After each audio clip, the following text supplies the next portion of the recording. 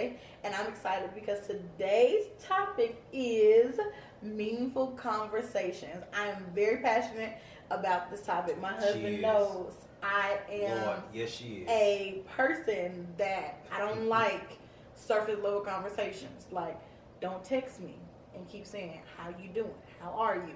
Like, I need deep, meaningful conversations. That's how I communicate, and that's what I like. So, let's jump right in. So, one thing about meaningful conversations that I like, it allows you to be transparent. It allows you to dig deep. It allows you to be intimate.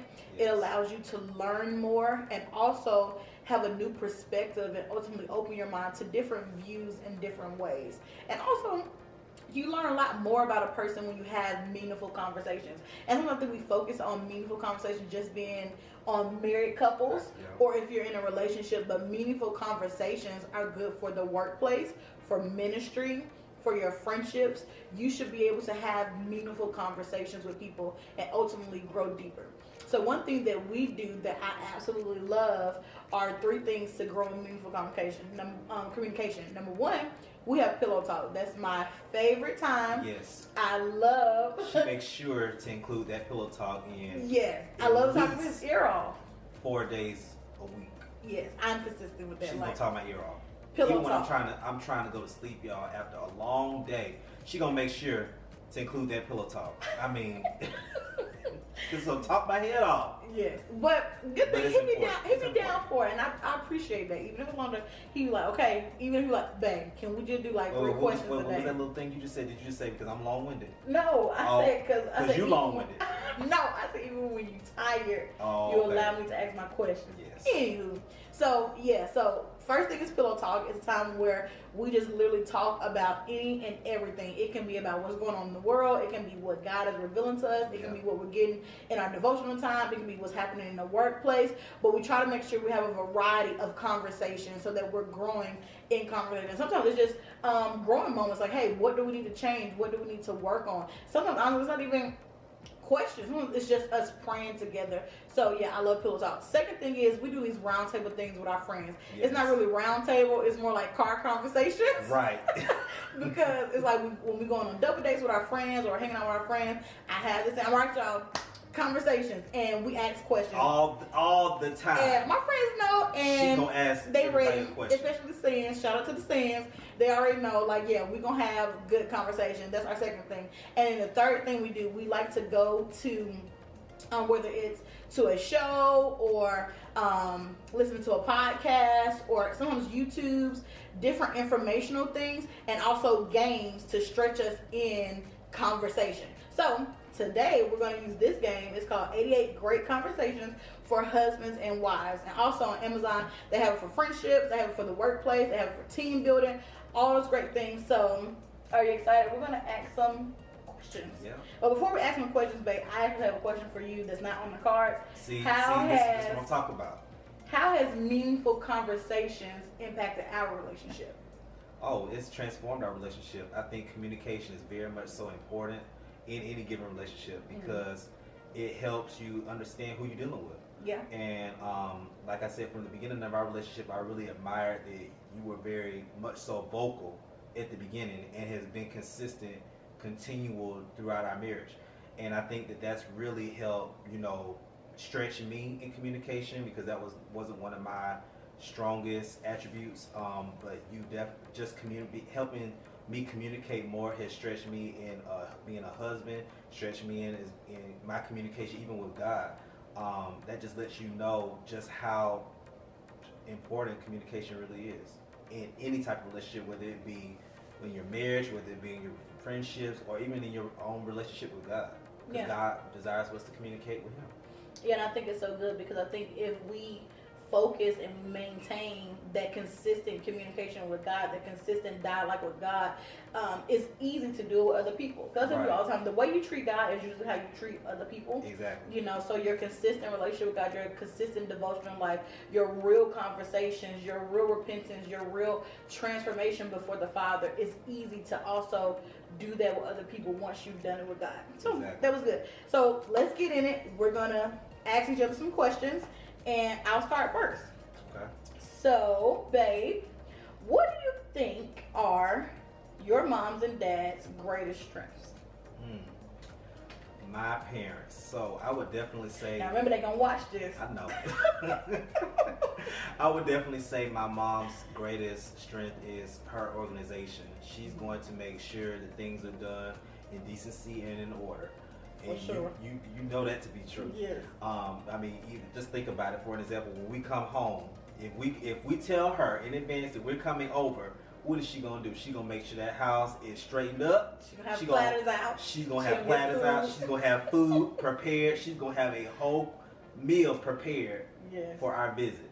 And I just She's think gonna have about your favorite drinks too. she's gonna have your favorite drinks. She always has She's sweet tea for me. and that's just Shout out one to my thing. mother in love. Always. Yes, always. You know, I just think that's one thing that I love about my family. Like they make sure, and that's one thing that I think I picked up, or I've taken on as as I've grown up. Is just how my family takes care of one another.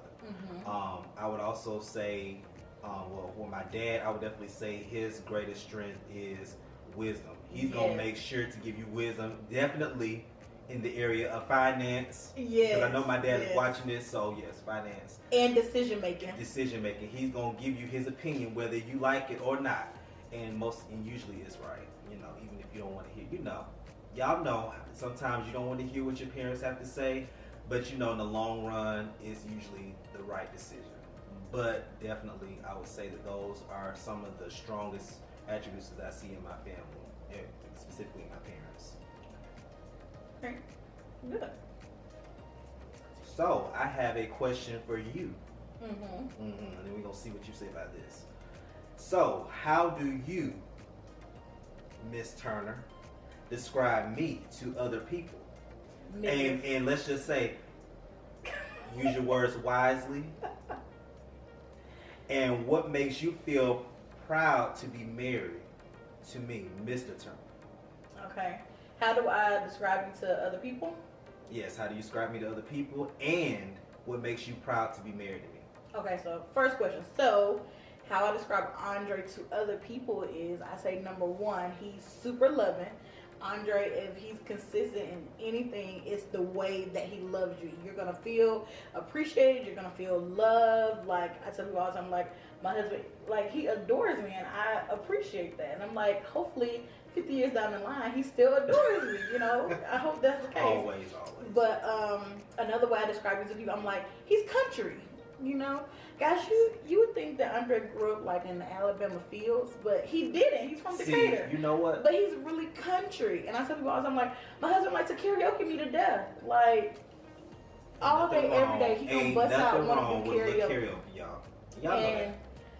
also, too, I always say that he's a great protector, a great leader, and a great provider. Like, when Andre became a husband, you could tell the difference. I always tell people, like, it's so amazing I see him in our friendship and then become a husband, because, like, you can see that he takes it seriously and he really partnered with God on how to become a husband, how to be a visionary, how to lead, how to be a protector, and how to also provide. And not just provide, like, financially, but emotionally provide to me, and he does a good job with my love language. Like, he knows my love language is physical touch. Definitely. Yes.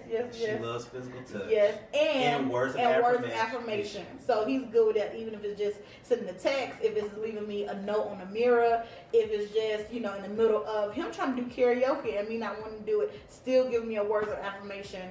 And yeah. Trying to get her And then the second part do it with was, me, and also trying to do it with me. what was the second part? The second part of the question was, what makes you feel proud to be married to me? Oh yes, I am proud to be married to you because you love God first, you love me second, and you love the world third. Like, you have a servant's heart, and that's one reason that makes me proud to be married to you, because you literally have a servant's heart. Come on and tell the Lord thank you. All right, next question for you. How do you imagine our life together in 10 years? In 10 years, I definitely see us pushing, definitely having established businesses. Mm-hmm. If you know me, I'm all about multiple streams of income, so we are all about pushing out businesses. Yeah. So I definitely see you, Miss Turner, prospering in every business that's inside of you. Mm-hmm. I definitely see you being a mother, Okay. I definitely a mother of 5. Yes. I definitely see us further along in our careers. Definitely see you achieving that goal of being the principal of a school. You definitely would have another degree by then. Yes. I also see us in a home of our dreams. Yes. I think we'll be well established by then. Definitely achieving goals that we've had set now. I also see me in a career making 6 figures, and just being happy. I definitely see us growing more in love with one another. Then, even 10 years from now, we'll be 12 years married. So I definitely see us still having fun with each other, still being able to joke around, still being able to pray together, still having a very strong marriage. Okay. All right, I have another question. But isn't it supposed to be? I'm supposed to ask you a question. Oh, I did just ask a question. Yes, you Whoopsie. did. So my question for you is, if we were going to serve on a mission trip, where would you like to go? Remember, this is a 2-part question, so you can answer that one first. Okay, yes. So where I want to go, I would want to go to Ghana or Tanzania or Madagascar.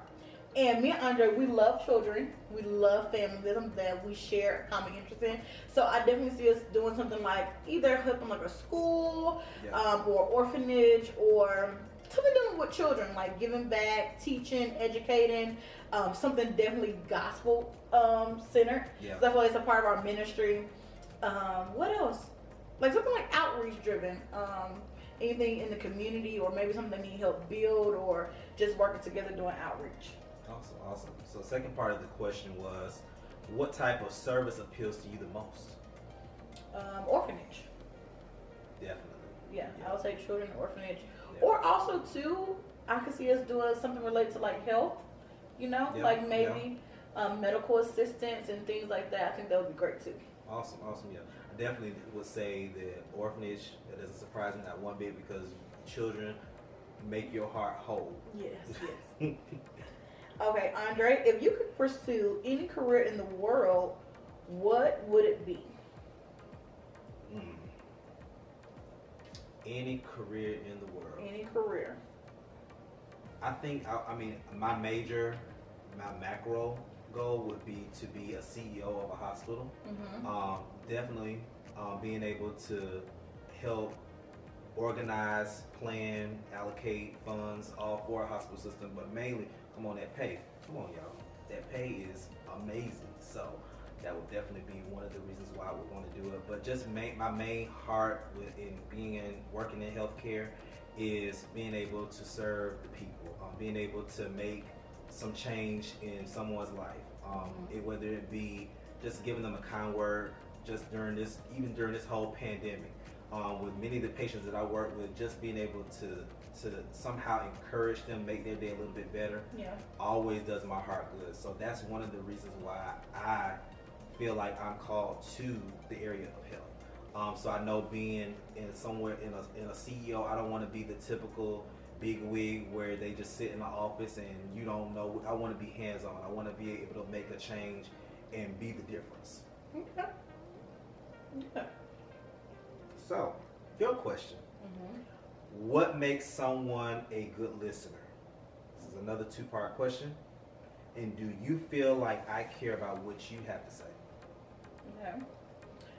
What makes someone a good listener? I feel like something that makes somebody a good listener is one that doesn't listen to just respond, but they listen to actually see what your perspective is and to actually break down what you're communicating. Oh yeah. And also that they're open. Yeah. And they're not selfish. They're not just prideful, but they actually, want to actually listen and see exactly what you have to say. Yeah. And also be okay with being consistent and always listening and not feeling like they always know the answer or they always right, or using, especially I think being married, like feeling like you already know what the person is going to say. Yeah. I feel like that's Yeah. also important, like not That's true. assuming Yeah. that makes someone a good listener. Yeah. And part two, do I feel like you're a good listener to me? Definitely, because I have no choice. I got a lot to I talk don't have no about. choice. I got questions for days. I go to sleep with questions. I wake You up gonna with make questions. sure I I listen. walk through the No, day 'cause you gonna and I make think sure about questions. you're gonna make sure that I listen to everything you got to say, and you're gonna ask me questions to make sure that I heard Yeah. what you said. Yes. So, Yeah, but you are a good listener. Yeah, it's good. Okay. What are your top 3 hopes and dreams for our children? Number one. Future children. We don't have children yet, and we're not pregnant, by the way. So definitely, my hopes and dreams is that my children love God, have a heart to serve God's people, and to be the change. I think if they model our life, then they'll know exactly what to do to be the change in someone else's life. I love that. Love God, serve, and be the change. I love it. Okay. Yeah, that's good. So let's see. Do I have one more question for you? Oh yeah, this is the last question, and this is a good one. This is a good one. So I want y'all to really listen to this one. Okay. So, share some memories of our wedding day. That's part one. Okay. What emotions were you feeling?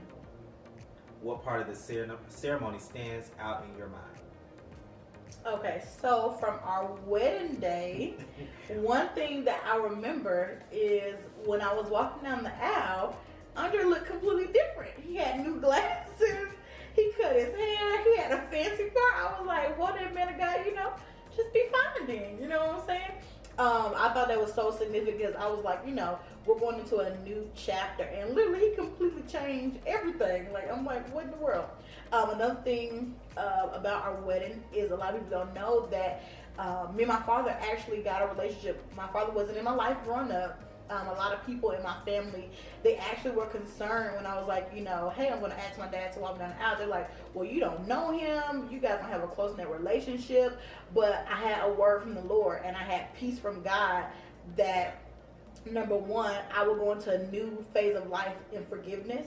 I will go into a new phase of life loving my father and not making him responsible or making him feel like he had to play catch up, but almost that it was going to be a brand new chapter and we would start fresh together. So my father walked me down the aisle, and I remember before he walked me down the aisle, and I don't know if you remember this, Andre, but in our dating season, me and Andre went to the mall, and it was a lady, she had said something to me. She was like, hey, you have to forgive your father. And she was like, you need to allow him to walk you down the aisle, because what he didn't do for you, he's going to do for his grandchildren double. Now, I had completely forgot about that because they had been like a year and a half before then. But right before we walked down the aisle, my father was like, hey, I want to apologize to you. And what I didn't do for you, I can't wait to do for my grandchildren. And of course, my little heart was like, oh my God, what in the world? So that was something really significant. The third thing that I loved about our wedding is that we had all the people that we cared about, like literally from our family, our friends, all of that. And also, if you see any of our wedding pictures, Andre's face when he seen my chest hanging out. Yeah, man, I was not ready for that. I think everybody, that's one memory they will never forget. Yes, my girls was trying to say hi, but it was for my husband They only. said hello. Yeah, shut up. But yeah. So we hope that you enjoyed having conversations. I really hope you all got something. Yes. So make sure with your family, your friends, your loved ones, whoever, have some meaningful conversations, okay? Don't, hey, how you doing people to death. Yeah. Actually ask some in-depth questions and Right. grow with your loved ones, all right? Communication. So until next time, happily ever Turner. Don't forget to like, share, and subscribe. Until next time, and make sure you have some act right.